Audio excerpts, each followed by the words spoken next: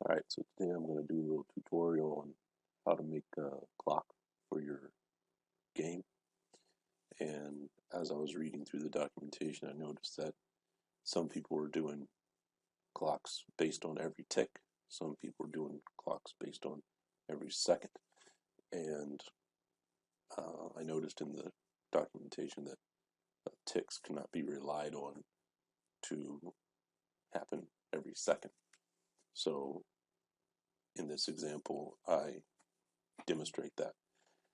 So first of all, here we define some global variables for the ticks, collecting the ticks, the seconds, which is the amount of time passed in 1 second, the minutes, 60 seconds go into the minutes, 60 minutes go into the hour, and then ticks per second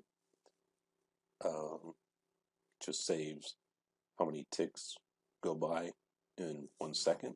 And you can see that in the example when I show in just a minute, you can see that sometimes it's 59 ticks in a minute. In a second. Sometimes it's 60 ticks in a second. Sometimes it's 61.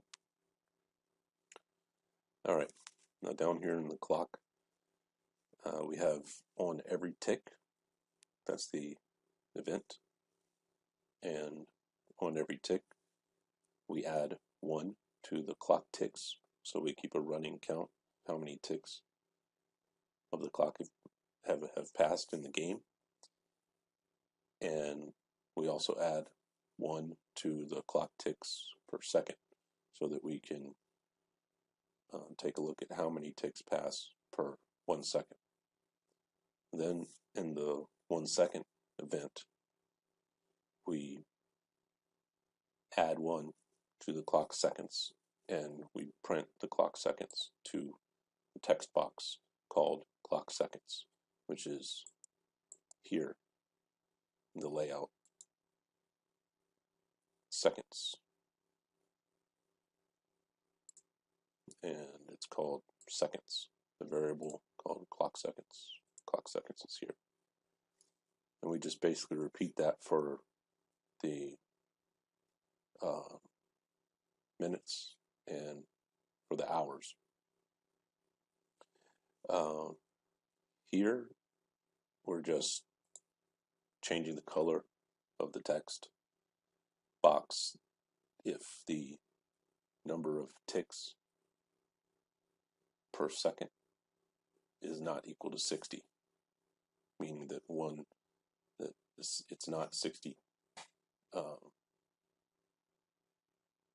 ticks per second. It's something other than that. It's 59, it's 61, and that is proving that we can't rely on the ticks to tell us how many seconds have passed.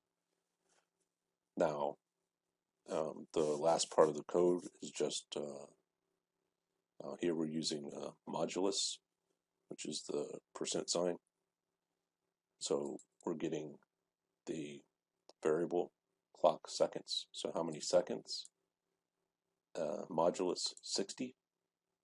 And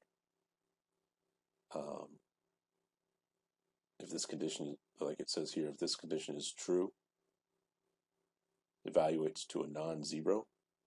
So if 60 seconds, if our number of clock seconds is divisible by 60, it will produce a 0. Otherwise, it'll produce a 1.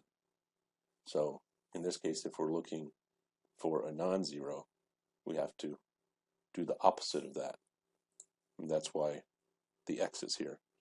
You use invert to do the opposite of whatever it is that you would do normally. And if we take a look at this running, we can see here that 60s, as the seconds go by, 8, 9, 10 seconds, 11 seconds, 12. Sometimes there's 60, sometimes there's 59. In that case, there's 59. This is the total seconds of the total ticks since started playing this uh, game, I guess you would call it. And now let's take a look, close this, and we'll take a look at the debugger and see what's going on in there.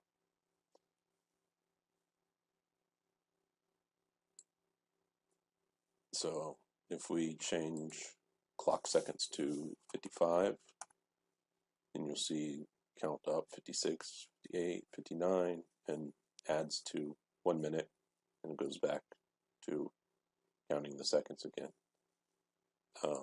You can do the same thing, put this to 58 for the minutes, put this at 55, 56, 57, 58, 59, and it counts up to 59 minutes, put this to 55 seconds, and then when seconds hit, it changes it to an hour. So all that's working fine. We're tracking to see how, if ticks is actually a valid way to check for time in a game, and it's not. So that's basically what I wanted to show. Thank you.